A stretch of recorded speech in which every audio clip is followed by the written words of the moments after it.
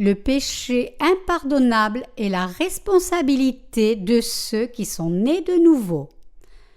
Matthieu 12, 31-32. C'est pourquoi je vous dis, tout péché et tout blasphème sera pardonné aux hommes, mais le blasphème contre le Saint-Esprit ne sera point pardonné. Quiconque parlera contre le Fils de l'homme, il lui sera pardonné. Mais quiconque parlera contre le Saint-Esprit, il ne lui sera pardonné ni dans ce siècle, ni dans le siècle à venir. Ce que je vous ai expliqué dans mon écrit jusqu'ici peut avoir ses limites, mais tout ce que j'ai essayé d'expliquer dans mes livres, c'est l'évangile de l'eau et de l'esprit. Et je suis sûr que quiconque croit en cette vérité d'évangile recevra avec certitude la rémission de ses péchés. Notre Seigneur dit en Romains 10:10 « Car c'est en croyant du cœur que l'on parvient à la justice, et c'est en confessant de la bouche que l'on parvient au salut. » Et il dit aussi en Romains 10:17 « Or, la foi vient de ce qu'on entend, et ce qu'on entend de la parole de Christ. Quiconque croit en la parole d'évangile de l'eau et de l'esprit sera sauvé de tous ses péchés et deviendra juste, sans exception. Si vous avez encore des doutes sur cette foi en l'évangile de l'eau et de l'esprit, je vous encourage à ouvrir vos cœurs une fois encore et y croire. Tous ceux qui veulent réellement être purifiés de leurs péchés devraient d'abord mettre de côté leurs propres pensées et croire en la vérité de l'évangile de l'eau et de l'esprit. Tous les péchés du monde ont effectivement été éliminés parce que Jésus-Christ les ôta tous en étant baptisé par Jean-Baptiste. Aujourd'hui, j'expliquerai le péché du blasphème contre le Saint-Esprit. Mes chers croyants, c'est précisément ceux qui ne croient pas en l'évangile de l'eau et de l'esprit, mais le blasphème qui sont ceux qui commettent le péché de blasphème contre le Saint-Esprit. Ce péché est si mortel que le Seigneur dit qu'il ne serait jamais pardonné dans ce monde, ni dans le monde à venir. Donc, nous devons avoir la juste compréhension de ce blasphème contre le Saint-Esprit. 1 Jean 3,9 déclare « Quiconque est né de Dieu ne pêche pas, car sa semence demeure en lui, et il ne peut pas pécher, car il est né de Dieu. » Ce passage signifie que ceux qui croient en l'évangile de l'eau et de l'esprit, l'évangile de puissance et de la rémission du péché, ne commettent pas le blasphème contre le Saint-Esprit. Par contre, et cependant, il est écrit en Hébreux 6, 4, 8, « Car il est impossible que ceux qui ont été une fois éclairés, qui ont goûté le don céleste, qui ont eu part au Saint-Esprit, qui ont goûté la bonne parole de Dieu et les puissances du siècle à venir et qui sont tombés, soient encore renouvelés et amenés à la repentance, puisqu'ils crucifient pour leur part le Fils de Dieu et l'exposent à l'ignominie. Lorsqu'une terre est abreuvée par la pluie, qui tombe souvent sur elle, et qu'elle produit une herbe utile à ceux pour qui elle est cultivée, elle participe à la bénédiction de Dieu.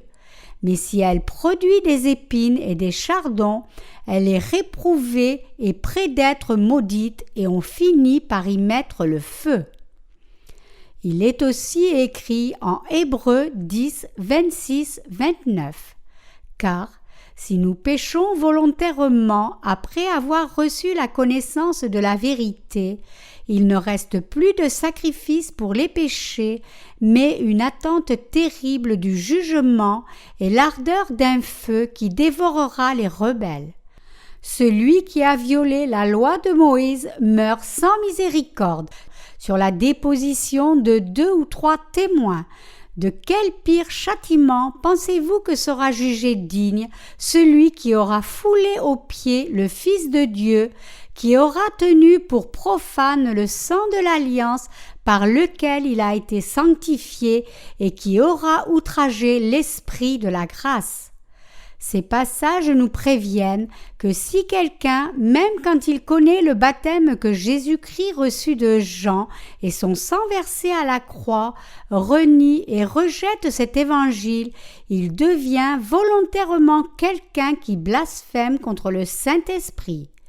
Quand la Bible parle du blasphème contre le Saint-Esprit, c'est le péché qui consiste à refuser et rejeter la foi en ce que Jésus-Christ a sauvé chacun de nous par son baptême et le sang versé. Donc, quiconque commet ce blasphème ne peut plus être remis de ses péchés d'aucune manière. Ces gens ne croient pas que d'avoir posé les mains sur la tête de l'offrande sacrificielle et d'avoir versé le sang dans l'Ancien Testament correspondent au baptême que Jésus-Christ reçut de Jean-Baptiste et son sang versé à la croix. C'est pour cela qu'ils ne peuvent recevoir la rémission de leurs péchés. Il est écrit en 1 Jean 5,16 « Si quelqu'un voit son frère commettre un péché qui ne mène point à la mort, qu'il prie, et Dieu donnera la vie à ce frère et la donnera à ceux qui commettent un péché qui ne mène point à la mort. Il y a un péché qui mène à la mort, ce n'est pas pour ce péché-là que je dis de prier. Le péché qui conduit à la mort ici n'est autre que l'incrédulité commise par celui qui ne croit pas en le baptême que Jésus reçut de Jean-Baptiste et son sang versé à la croix comme sa propre rémission des péchés. En d'autres termes, ce péché d'incrédulité en l'évangile de l'eau et de l'esprit constitue le blasphème contre le Saint-Esprit. Ceux qui craignent vraiment Dieu croient tous que Jésus-Christ prit et effaça tous les péchés du monde par le baptême qu'il reçut de Jean-Baptiste et son sang versé à la croix. La Bible prévient que si vous repoussez cette foi qui est fondée sur le baptême et le sang versé de Jésus-Christ comme vérité de la rémission du péché, vous souffrirez de douleurs et de peines inimaginables. Maintenant même, Satan conduit énormément de gens à ne pas croire en le baptême et le sang versé de Jésus-Christ, mais vous ne devez pas abandonner votre foi en cette vérité. Le diable trompe les gens avec toutes sortes de choses pour qu'ils ne croient pas en le baptême de Jésus-Christ. C'est pour cela que la Bible dit en 2 Pierre 3, 17, 18 « Vous, donc, bien-aimés qui êtes avertis, mettez-vous sur vos gardes, de peur qu'entraînés par l'égarement des impies, vous ne veniez à déchoir de votre fermeté. Mais croissez dans la grâce et dans la connaissance de notre Seigneur et Sauveur Jésus-Christ. À lui soit la gloire maintenant et pour l'éternité. » Ce passage nous encourage à tenir ferme dans notre connaissance de l'évangile de vérité, selon lequel Jésus-Christ prit tous nos péchés en étant baptisé par Jean-Baptiste et porta notre condamnation en étant crucifié et versant son sang à la croix pour que nous recevions la vie éternelle. Donc, nous devons être très prudents vis-à-vis de toute autre foi qui rejette la vérité de l'évangile de l'eau et de l'esprit comme vérité du salut. Que devons-nous faire alors une fois que nous recevons la rémission de nos péchés pour vaincre la tromperie de Satan et garder notre vraie foi? Il est écrit en 2 Corinthiens 6, 14, 16. Ne vous mettez pas avec les infidèles sous un joug étranger, car quel rapport y a-t-il entre la justice et l'iniquité? Ou qu'y a-t-il de commun entre la lumière et les ténèbres? Quel accord y a-t-il entre Christ et Bélial? Ou quelle part a le fidèle avec l'infidèle? Quel rapport y a-t-il entre le temple de Dieu et les idoles? car nous sommes le temple du Dieu vivant, comme Dieu l'a dit. J'habiterai et je marcherai au milieu d'eux, et je serai leur Dieu, et ils seront mon peuple. Dans le sens de ce que nous voyons dans ce passage, il est écrit aussi en 1 Corinthiens 6, 19 que le corps des justes qui ont reçu la rémission des péchés est le temple saint de Dieu. En bref, les justes qui ont reçu la rémission des péchés ne doivent pas s'engager dans l'œuvre de Dieu avec les pécheurs qui n'ont pas été remis de leurs péchés ni ne peuvent le faire. La raison à cela, c'est que l'Esprit de Dieu ne s'y plaît pas. Les justes qui ont été remis de leurs péchés devraient se rencontrer séparément seulement entre justes, et c'est dans cette communion des justes qu'ils devraient vivre leur vie de foi, prêcher l'Évangile et défendre leur foi. Nous ne devrions pas nous permettre de traiter avec des pécheurs. Par exemple, si des gens portant des vêtements blancs travaillaient dans une mine de charbon, ne deviendraient-ils pas noirs en un rien de temps? Ainsi, si le juste essaie de servir l'évangile du Seigneur avec des pécheurs, il finira par corrompre la vérité de la rémission du péché. Si cela nous arrivait, nous perdrions l'évangile de l'eau et du sang, et trompés par Satan, nous retomberions dans la confusion. Satan guette chaque occasion de faire d'un né de nouveau sa proie quand il est séparé de son Église et de ses leaders. Par exemple, comme nous le voyons souvent dans les documentaires naturels, quand des prédateurs guettent un troupeau d'animaux, ce sont toujours ceux qui restent à l'arrière ou se séparent pour une autre raison du troupeau qui deviennent des proies et succombent à l'attaque du prédateur.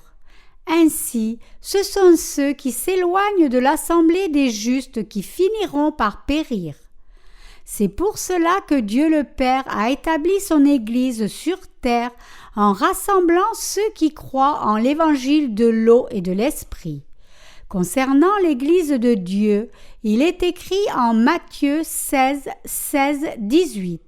Simon-Pierre répondit « Tu es le Christ, le Fils du Dieu vivant. » Jésus, reprenant la parole, lui dit « Tu es heureux, Simon, fils de Jonas, car ce ne sont pas la chair et le sang qui t'ont révélé cela, mais c'est mon Père qui est dans les cieux.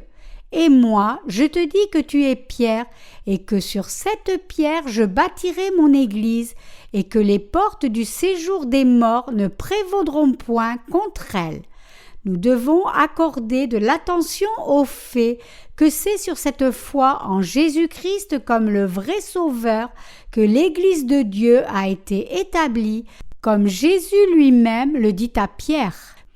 Par ailleurs, en 1 Corinthiens 1-2, la chose suivante est écrite au sujet de l'Église de Dieu. À l'Église de Dieu qui est à Corinthe, à ceux qui ont été sanctifiés en Jésus-Christ, appelés à être saints, et à tous ceux qui invoquent en quelque lieu que ce soit le nom de notre Seigneur Jésus-Christ, leur Seigneur et le nôtre. L'apôtre Paul définit l'Église de Dieu comme l'assemblée de saints qui ont reçu la rémission du péché. Autrement dit, Dieu dit ici que son Église est l'assemblée de ceux qui ont été remis de tous leurs péchés par leur foi en l'évangile de l'eau et de l'esprit. Et Dieu dit aussi en Jérémie 3, 14, 15 « Revenez, enfants rebelles, dit l'Éternel, car je suis votre maître, je vous prendrai un d'une ville, deux d'une famille, et je vous ramènerai dans Sion. Je vous donnerai des bergers selon mon cœur, et ils vous paîtront avec intelligence et avec sagesse. » Tout comme Dieu nous le promit ici, il a suscité des serviteurs nés de nouveau, dont le cœur est en accord avec le sien, comme bergers de l'Église, et il les a mis au travail, de sorte qu'ils nourrissent les enfants de Dieu nés de nouveau. Comme Dieu le dit ici, il y a effectivement son Église née de nouveau dans ce monde et il y a aussi ses serviteurs nés de nouveau. C'est la volonté de Dieu pour ceux qui sont nés de nouveau qu'il établisse ses bergers dans son Église pour les nourrir et prendre soin des saints qui croient en l'évangile de l'eau et de l'esprit par la parole de vérité. C'est ainsi que les saints croissent fermement dans la vérité. L'apôtre Paul atteste de son appel devant le roi Agrippa, disant « Je t'ai choisi du milieu de ce peuple et du milieu des païens, vers qui je t'envoie, afin que tu leur ouvres les yeux, pour qu'ils passent des ténèbres à la lumière et de la puissance de Satan à Dieu, pour qu'ils reçoivent par la foi en moi le pardon des péchés et l'héritage avec les sanctifiés. » Actes 26, 17, 18. Dieu veut délivrer tous les pécheurs de leurs péchés par son Église et ses serviteurs, de sorte qu'ils héritent le royaume des cieux et toutes ses bénédictions par la foi. Devenir membre de l'Église de Dieu est le privilège du salut. Si nous avons maintenant cet autre privilège de prêcher l'évangile de l'eau et de l'esprit de par le monde entier en union avec l'Église de Dieu, quand nous sommes fidèles à ces privilèges, nous pouvons amener l'humanité entière sur la voie de la vie nouvelle.